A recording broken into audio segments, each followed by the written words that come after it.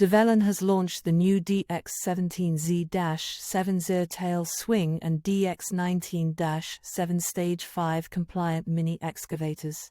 Both models are powered by the Kubota D902 diesel engine that delivers 12.1 kilowatts of power. Featuring the new shared global styling for the next-generation Develon mini-excavator range, the novel platform design, and new upper structures in the DX17Z-7 and DX19-7 provide increased durability and robustness.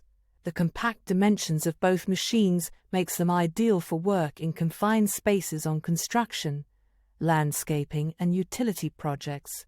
Both new models feature a 1.75-meter boom and a 1.03-meter arm as standard, with an optional longer 1.23-meter arm available for both models.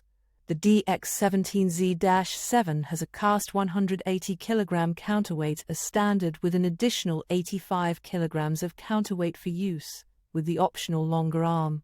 Furthermore, the tail swing radius in the DX17Z-7 has been reduced by 6.5% to only 645 mm compared to the previous model.